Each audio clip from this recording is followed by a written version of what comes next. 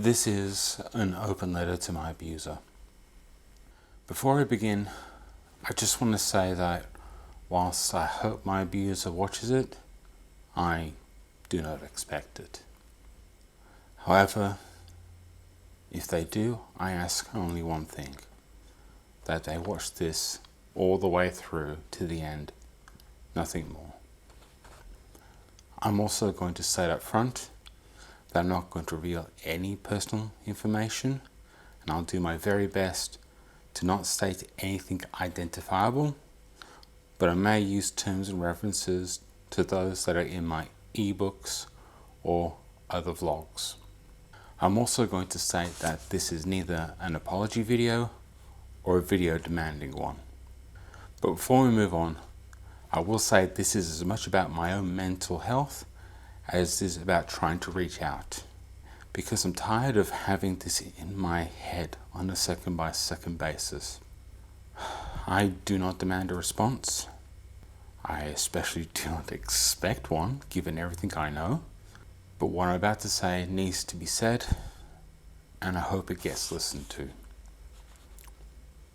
I am now speaking directly to you, and only you. First off, I want to address the usage of the term my abuser. If you're upset or angry by this, you're entitled to. But this does not change the fact that I experienced from you was abuse. My psychologist actually confronted me about the term recently, particularly about using my instead of the. And it is because whilst there have been, and many still are, people who have abused me, you're the only one that truly hurt and destroyed me. I've made my peace about some of my other abusers and how they've treated me. Yours is the one I still find impossible to comprehend, even when I found the most probable, logical answer that fits everything I know. I use it because your name also triggers me. Hearing it triggers me, reading it triggers me, saying it triggers me, even typing it triggers me. It fills me full of hate, anger, hurt, confusion, sadness, loneliness, regret, loss, and much more that I'm not comfortable talking about, because it is still very painful. This is why you are my abuser.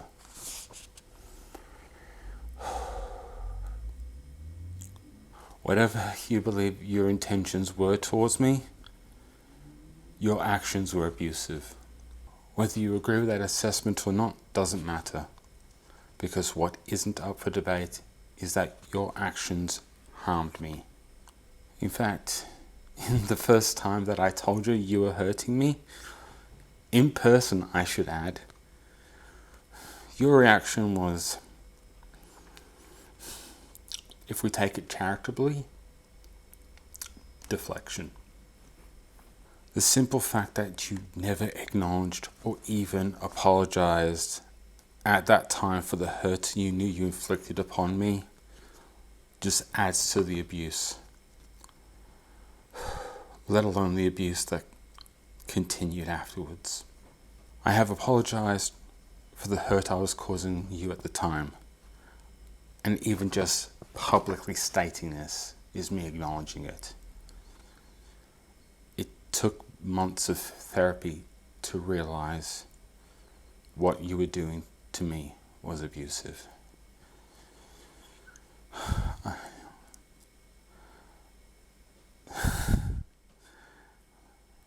It was literally 3 different mental health professionals who told me the exact same thing when I described your actions towards me, and I still didn't want to believe it.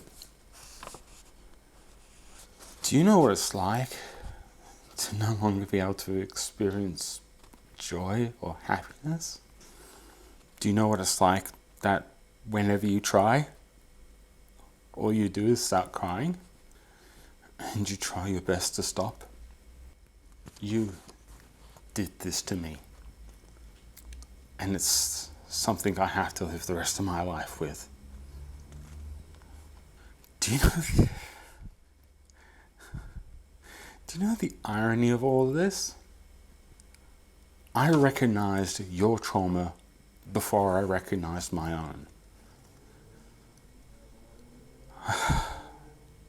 I've come to learn how trauma deeply, fundamentally changes you,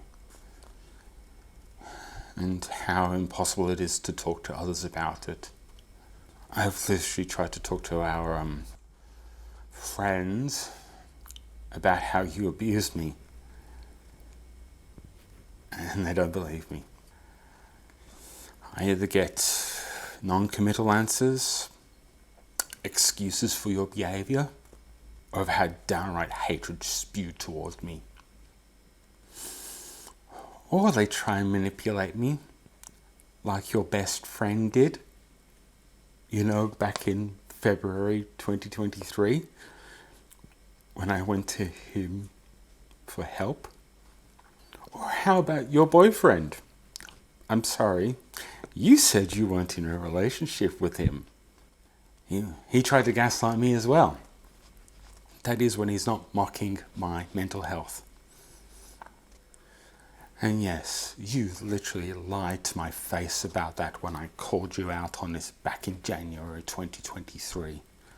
So don't you dare tell me you never lied to me.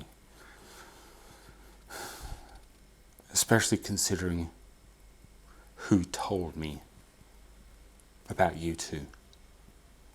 But I digress. At first, I thought it was because it was something I didn't want to believe, that you were capable of such a thing.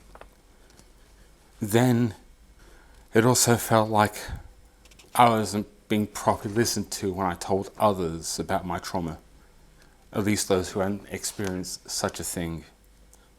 Then I'd tell a complete stranger who has also suffered from trauma, and they got it immediately. Strangely enough, processing all my trauma made me realize something. I understand you more than I ever have before, because I know what you've been through. I know what it's like to have someone you trust utterly destroy you through their lies and deception, how they make you question everything, how they build you up and make you feel loved, and then just rip that away, like what you did to me. So yes, I hate you, but I understand you.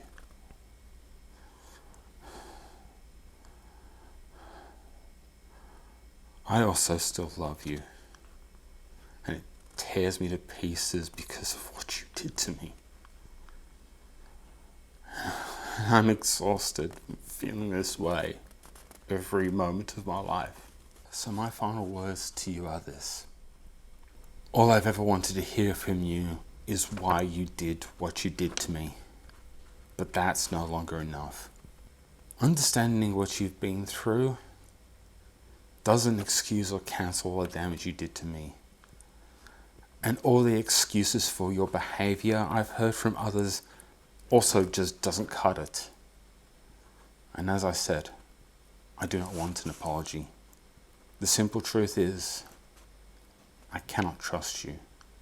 I cannot believe in whatever good memories there were between us to be real, let alone forgive you for what you've done to me at this moment.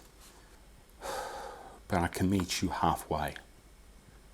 If you think I've got it all wrong, or you actually want to heal some of the damage you've done to me, And yes, I want to heal some of the damage I've done to you too. But you need to meet me halfway too. As to what halfway is? Read the last message I sent to you via Facebook. There you'll find the path you need to find how to get there.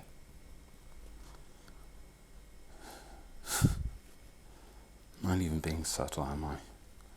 It might be a long journey, but if the caring and kind person that I fell in love with still exists, it might be worth it. But the next step is yours. And let me be absolutely crystal clear here. This is your only chance to start fixing whatever broke between us. But it's not going to be around for long. Then again, I already know what you're going to do. So I guess you better prove me wrong.